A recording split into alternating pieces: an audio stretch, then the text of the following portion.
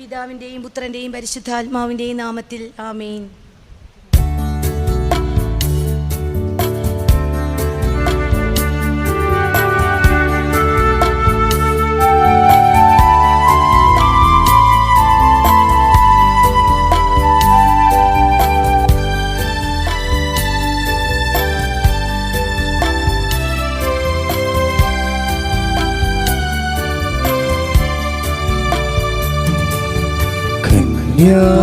മറിയമേ കനിവിൻ കടലേ കൈകൂപ്പുന്നടിയാ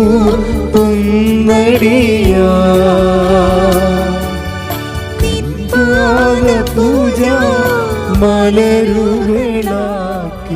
തീർക്കേണമേ ഞങ്ങളെ എന്നും ഓർക്കേണമേ ഞങ്ങളെ. മറിയമേ കനിവിൻ കടലേ കൈകൂപ്പുന്നടിയാ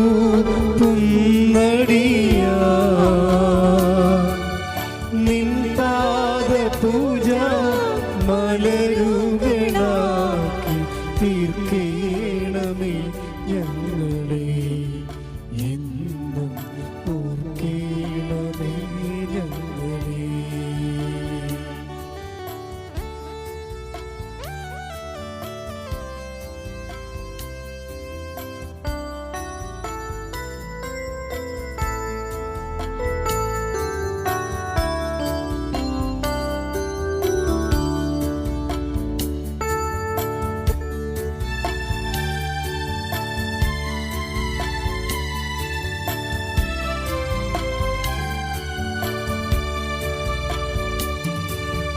വിണ്ണിൻ വിളക്കായി നീ മണ്ണിൽ വിളങ്ങേണമെന്നും വിണ്ണിൻ വിളക്കായി നീ മണ്ണിൽ വിളങ്ങേണമെന്നും നിന്നും തിരുമുഖമല്ലാതില്ല മണ്ണിലൊരാലംബം വേറെ നിന്നും തിരുമുഖമല്ലാതില്ല മണ്ണിലൊരാലംബം വേറെ ഞങ്ങൾക്ക് മണ്ണിലൊരാലംബം വേറെ. കന്യാമറിയമേ കനിവിൻ കടലേ കൈകൂപ്പുന്നടിയാ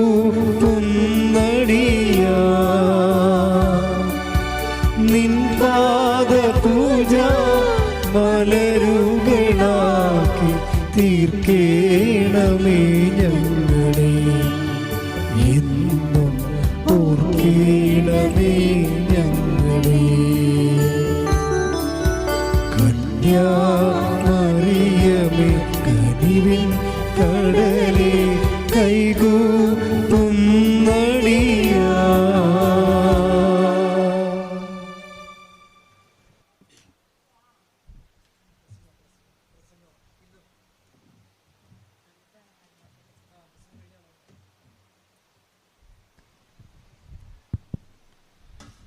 പ്രൈസ് ദി ലോർഡ്. ആവേ മരിയ. ഇന്ന് മെയ് മാസം 16-ാം തീയതി. ഈ മെയ് മാസ വണക്കത്തിൽ നമ്മൾ പ്രത്യേകമായിട്ട് ധ്യാനിക്കുന്നത് ദേവാലയത്തിലെ ദൈവമാതാവിൻ്റെ ശുദ്ധീകരണ നടപടിയെക്കുറിച്ചാണ്. അതിൽ തന്നെ ഒന്നാമതായിട്ട് നമ്മൾ ധ്യാനിക്കുന്നത് ദൈവമാതാവിൻ്റെ അനുസരണത്തെ പറ്റിയും, രണ്ടാമതായി എളിമയെപ്പറ്റിയും, മൂന്നാമതായി പരസ്നേഹത്തെ പറ്റിയുമാണ് ധ്യാനിക്കുന്നത്. ഈ മെയ് മാസം മുഴുവനും ദൈവമാതാവിൽ തിളങ്ങി വിളങ്ങിയ ഓരോരോ ദൈവിക പുണ്യങ്ങളെക്കുറിച്ചും പരിശുദ്ധ അമ്മയുടെ ജീവിതത്തിൽ നടന്നിട്ടുള്ള ഓരോരോ രക്ഷാകര സംഭവങ്ങളെക്കുറിച്ചുമാണ് നമ്മൾ പ്രത്യേകമായിട്ട് ധ്യാനിക്കുന്നത്. ഈ ഒരു ധ്യാന വിചിന്തനം വഴി, മനനം വഴി നമ്മൾ ഉദ്ദേശിക്കുന്നത് ഇതൊരു ആത്മീയ ഭക്ഷണം, അതിലേക്കാളൊക്കെ ഉപരി ഈ പരിശുദ്ധ ദൈവമാതാവിൻ്റെ ജീവിതത്തിലുണ്ടായിരുന്ന ദൈവിക പുണ്യങ്ങളെ നമ്മുടെ ജീവിതത്തിലും സ്വായത്തമാക്കുവാനുള്ള ഒരു നടപടി കൈക്കൊള്ളുക എന്നുള്ളതാണ്. നേരത്തെ ഞാൻ പറഞ്ഞതുപോലെ ഒന്നാമതായിട്ട് ഇന്ന് ദേവാലയത്തിലെ ദൈവമാതാവിൻ്റെ ശുദ്ധീകരണ നടപടിയെക്കുറിച്ച് ധ്യാനിക്കുമ്പോൾ ദൈവമാതാവിൻ്റെ അനുസരണത്തെ പറ്റിയാണ് നമ്മൾ പ്രത്യേകമായിട്ട് ധ്യാനിക്കുന്നത്. ലേവായ പുസ്തകത്തിൽ വ്യക്തമായി ഒരു സ്ത്രീ പ്രസവശേഷം ഏതെല്ലാം ശുദ്ധീകരണ നടപടികളിലൂടെ കടന്നു പോകണമെന്ന് 12-ാം അധ്യായത്തിൽ 1 മുതലുള്ള തിരുവചനങ്ങളിൽ പ്രതിപാദിക്കുന്നുണ്ട്. ഒരു സ്ത്രീ ജന്മം നൽകുന്നത് ഒരു ആൺകുഞ്ഞിനെയാണെന്നുണ്ടെങ്കിൽ 7 ദിവസം ശുദ്ധീകരണത്തിനായി കാത്തിരുന്ന് 8-ാം ദിവസം പരിച്ഛേദന കർമ്മം ശിശുവിൻ്റെ നടത്തി വീണ്ടും 33 ദിവസം രക്തശുദ്ധീകരണത്തിനായി കാത്തിരുന്നതിന് ശേഷം മാത്രമുള്ളൂ ദേവാലയത്തിൽ പ്രവേശിക്കുകയോ വിശുദ്ധ വസ്തുക്കളിൽ സ്പർശിക്കുകയോ ചെയ്യാൻ പാടുള്ളൂ എന്ന് ലിഖിത നിയമങ്ങളുണ്ട്. ഒപ്പം തന്നെ പെൺകുഞ്ഞാണെന്നുണ്ടെങ്കിൽ ഇതിൻ്റെ ഇരട്ടിയാണ് ഈ ശുദ്ധീകരണ സമയം എന്ന് പറയുന്നത്. 7 ദിവസം എന്ന് പറയുന്നത് 14 ദിവസവും പിന്നീട് 33 എന്നുള്ളത് 66 ദിവസവുമാണ്. അതിനുശേഷം പരിച്ഛേദന നടപടികൾക്ക് ശേഷം ആൺകുഞ്ഞാണ് ജനിക്കുന്നതെങ്കിൽ 8-ാം ദിവസം പരിച്ഛേദനം ചെയ്തതിന് ശേഷം ദേവാലയത്തിൽ കൊണ്ടുചെന്ന് ദഹനബലിക്കായി ഒരു കുഞ്ഞാടിനെയോ ഒപ്പം തന്നെ പാപപരിഹാര ബലിക്കായി ഒരു ചെങ്ങാലിയെയോ സമർപ്പിക്കണം എന്നുള്ളൊരു നിയമം കൂടി എഴുതി വച്ചിട്ടുണ്ട്. നമുക്കറിയാം, ദൈവമാതാവും യൗസേപ്പിതാവും സമർപ്പിക്കുന്നത് ഒരു ജോഡി ചെങ്ങാലികളെയാണ്. കാരണം അവർ അനുസരണത്തിൻ്റെ ആ ഒരു പ്രതീകമായിട്ടാണ്, ദൈവകൽപ്പനകൾ അനുസരിക്കുന്നതിൻ്റെ പ്രതീകമായിട്ടാണ് ഈശോയെയും കൊണ്ട് ദൈവമാതാവും യൗസേപ്പിതാവും ശുദ്ധീകരണ കർമ്മത്തിനായി ഈശോയെ സമർപ്പിക്കുന്നതിനായി ദേവാലയത്തിലേക്ക് വരുന്നത്. അവർ സമർപ്പിക്കുന്നത് ഒരു ജോഡി ചെങ്ങാലികളെയാണ്. എന്തുകൊണ്ടാണ് ഇവർ ഒരു ജോഡി ചെങ്ങാലികളെ സമർപ്പിക്കുന്നതെന്ന് ചോദിച്ചാൽ, ഒരു ആട്ടിൻകുട്ടിയെ ദഹനബലിക്കും ഒരു ചെങ്ങാലിയെ പാപപരിഹാര ബലിക്കുമാണ് സമർപ്പിക്കേണ്ടത്. ഇനി ആട്ടിൻകുട്ടിയെ സമർപ്പിക്കാൻ ഒരു വ്യക്തിക്ക് പൈസ ഇല്ലെങ്കിൽ ഒരു കർമ്മത്തിന് പകരമായിട്ടാണ് ഈ ഒരു ജോഡി ചെങ്ങാലികളെയോ അല്ലെങ്കിൽ പ്രാവിൻ കുഞ്ഞുങ്ങളെയോ കാഴ്ചയായിട്ട് അർപ്പിക്കുന്നത്. അപ്പോൾ 1 ദഹനബലിക്കും 2 പാപപരിഹാര ബലിക്കും. ഇങ്ങനെ ദൈവമാതാവും യൗസേപ്പിതാവും സമർപ്പിക്കുമ്പോൾ നമ്മളിന്ന് പ്രത്യേകമായിട്ട് ധ്യാനിക്കുന്നത് ഇവർ അനുവർത്തിച്ച അനുസരണം എന്ന ദൈവിക പുണ്യങ്ങളെക്കുറിച്ചാണ്. അനുസരണം എന്ന ദൈവിക പുണ്യത്തെക്കുറിച്ചാണ്. നമ്മളും ഇതേപോലെ ഈ മരിയൻ ഉടമ്പടിയെടുത്ത് പ്രാർത്ഥിക്കുമ്പോൾ ഇവിടെ നിന്ന് പറഞ്ഞു വിടും, നിങ്ങളോട് 6 നിബന്ധനകളുണ്ട്, ഇതേപോലെ പാപങ്ങളെല്ലാം വെറുത്തുപേക്ഷിക്കണം, നിങ്ങളെ തന്നെ എളിമപ്പെടുത്തണം എന്നൊക്കെ. പക്ഷേ ഒത്തിരിയേറെ മക്കളാണ് ഈ ഒരു നിബന്ധനകളും ക്ലാസ്സുകളും എല്ലാം കേട്ടിട്ടും അതനുസരിച്ച് ജീവിതത്തെ ക്രമപ്പെടുത്താതെ ദൈവത്തിൻ്റെ അനുഗ്രഹത്തെ മാത്രം നോക്കിപ്പാർത്ത് ജീവിക്കുന്നത്. അപ്പോൾ അവരെ സംബന്ധിച്ചിടത്തോളം ദൈവമാതാവും യൗസേപ്പിതാവും ഇന്ന് ഈ വണക്ക വായനയിലൂടെ പറഞ്ഞു തരുന്ന പാഠം, അവർ ദൈവത്തിൻ്റെ മാതാവായിരുന്നിട്ട് പോലും രക്ഷകൻ്റെ അമ്മയായിരുന്നിട്ട് പോലും ഈ ഒരു ശുദ്ധീകരണ നടപടികളിലൂടെ കടന്നു പോകേണ്ട ഒരാവശ്യമില്ലാതിരുന്നിട്ട് പോലും ദൈവത്തിൻ്റെ കൽപ്പനകളെ ജീവിതത്തിൽ അനുവർത്തിക്കുക വഴി മറ്റുള്ളവർക്ക് മാതൃകയാകാനും ദൈവത്തിൻ്റെ കൽപ്പന അത് സ്നേഹത്തോടെ നിവർത്തിക്കാൻ മറ്റുള്ളവർക്കൊരു പ്രേരണ നൽകുകയാണ് ചെയ്യുന്നത്. നമ്മളും ഇതേപോലെ യാതൊരു ആവശ്യമില്ലാതിരുന്നിട്ട് പോലും നമ്മൾ പറഞ്ഞിരിക്കുന്ന നിബന്ധനകൾക്ക് അപ്പുറത്തൊക്കെ ചെയ്യുമ്പോൾ തീർച്ചയായിട്ടും ദൈവത്തിൻ്റെ പ്രീതിയാണ് നമ്മൾ സമ്പാദിക്കുന്നത്. ഈ പ്രീതി, ദൈവത്തിൻ്റെ പ്രീതി നമ്മൾ ആർജിക്കുമ്പോഴാണ് ജീവിതത്തിൽ കൃപ വന്നു നിറഞ്ഞ് വൻ കാര്യങ്ങൾ ദൈവപിതാവ് നമ്മളിലൂടെ ചെയ്യുന്നത്. അതാണ് ഈ 1-ാമത്തെ വിചിന്തനം നമുക്ക് നൽകുന്ന സന്ദേശം. ദൈവമാതാവും യൗസേപ്പിതാവും പ്രകടിപ്പിച്ച അനുസരണം എന്ന ദൈവിക പുണ്യം.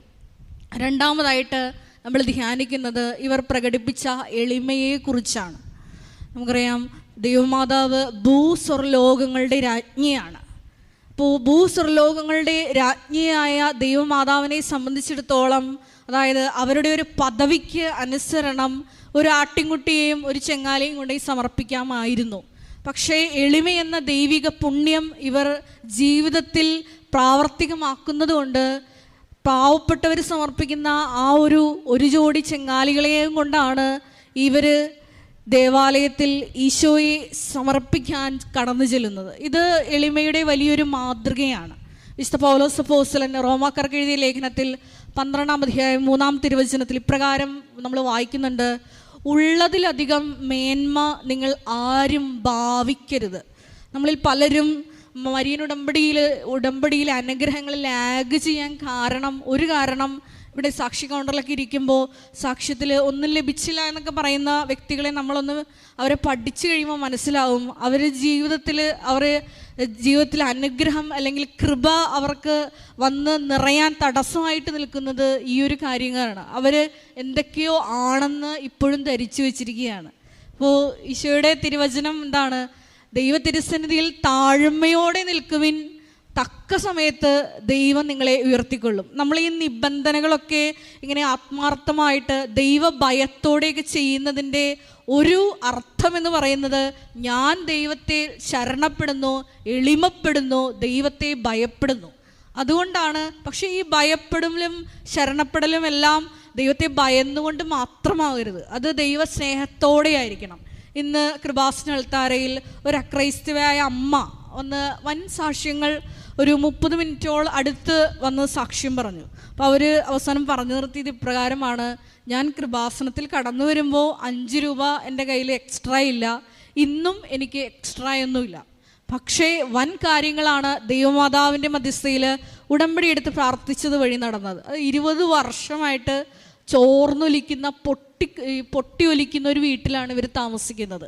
അപ്പോൾ ആ ഒരു വീട് വെച്ചുകൊണ്ട് അവരുടെ വീട്ടിലൊന്നും നടത്താൻ പറ്റില്ല, മകൻ്റെ കല്യാണം ഉൾപ്പെടെ. പക്ഷേ കൃപാസനത്തിൽ വന്ന് മരിയൻ ഉടമ്പടി എടുത്ത് പ്രാർത്ഥിച്ചപ്പോൾ ഒരു വ്യക്തി അടിയന്തരമായിട്ട് ഈ അമ്മയെ സഹായിച്ചു. അപ്പോൾ അത് ഇവർക്ക് തന്നെ പ്രചോദനം തോന്നിയതാണ്. ആ വ്യക്തിയോട് ചോദിക്കണം. അപ്പോൾ എങ്ങനെയൊക്കെയാണെന്ന് അറിയില്ല, ആരെല്ലാം സഹായിച്ച് അവർക്ക് ഇപ്പോഴും വീട്ടിലോട്ട് കയറാൻ അത്ഭുതമാണെന്നാണ് അവർ ഇന്ന് സാക്ഷ്യത്തിൽ പറഞ്ഞത്. അതായത് അത്രയേറെ ദൈവമാതാവ് കനിഞ്ഞ് അവരെ അനുഗ്രഹിച്ചു.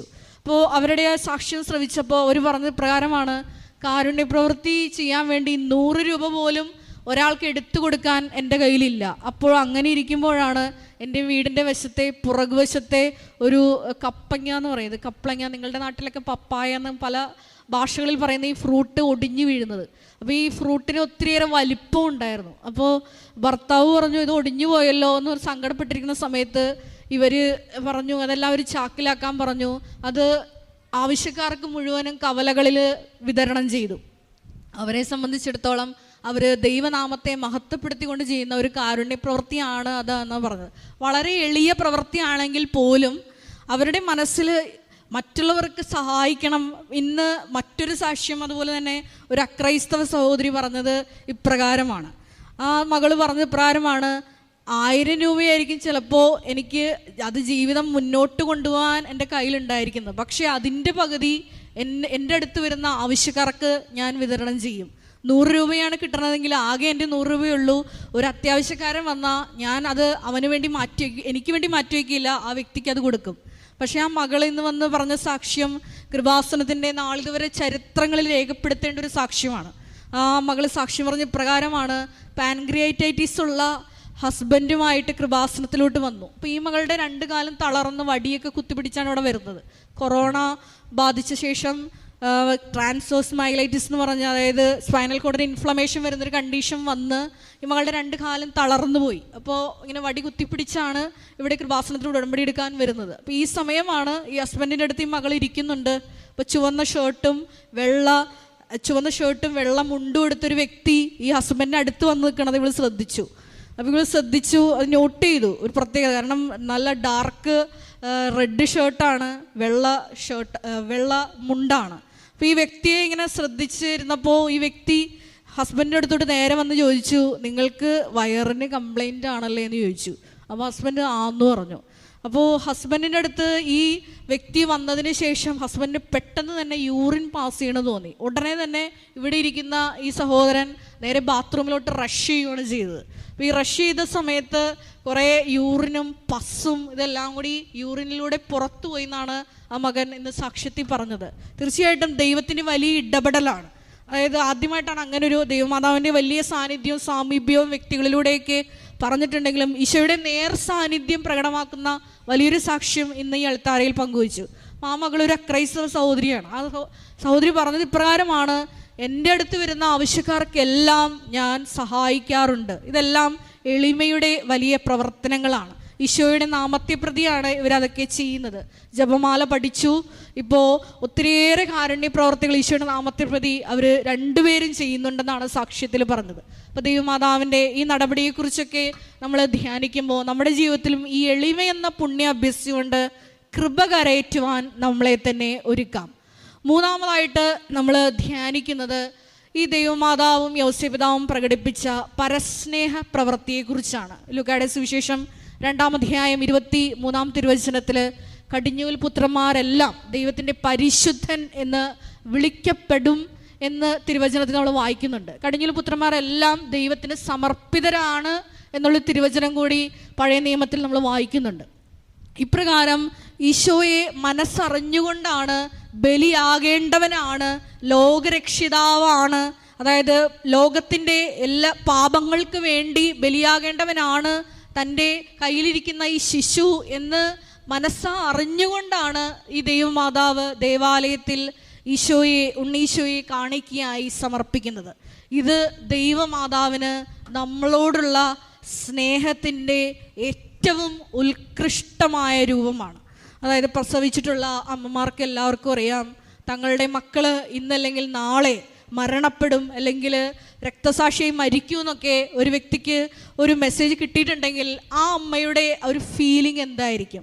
പക്ഷെ ദൈവമാതാവ് ശിമയോൻ ദീർഘദർശി പ്രവചിച്ചതുപോലെ നിന്റെ ഹൃദയത്തിലൂടെ ഒരു വാൾ കടക്കും എന്ന് ഉള്ള പ്രവചനം അറിഞ്ഞ് ദൈവസ്നേഹത്തെ പ്രതിയാണ്, നമ്മളോടുള്ള പാപികളായ നമ്മളോടുള്ള സ്നേഹത്തെ പ്രതിയാണ് ദൈവകുമാരനെ ദേവാലയത്തിൽ സമർപ്പിക്കുന്നത്.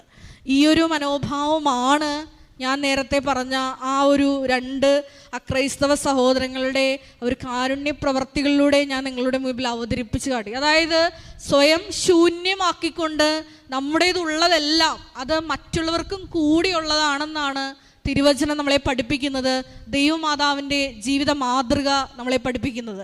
ഞാൻ മുമ്പ് ഒരു തിരുവചന ഭാഗം നിങ്ങളോട് പറഞ്ഞല്ലോ, റോമ 12:3, ഉള്ളതിലധികം മേന്മ ആരും ഭാവിക്കരുത്.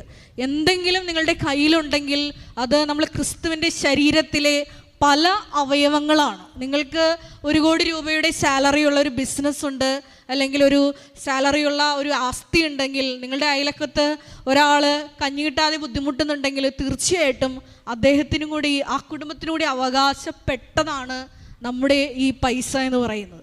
അതാണ് നമ്മൾ ഒരു കുടുംബത്തിലെ അംഗങ്ങളാണ്. സഭയാകുന്ന ക്രിസ്തുവിൻ്റെ ശരീരത്തിലെ വിവിധ അവയവങ്ങളാണ് നമ്മൾ. അപ്പം നമുക്ക് കിട്ടിയിരിക്കുന്നത് ഒരുപക്ഷെ സമ്പത്തായിരിക്കാം, അല്ലെങ്കിൽ വലിയ വലിയ കൃപകളായിരിക്കാം.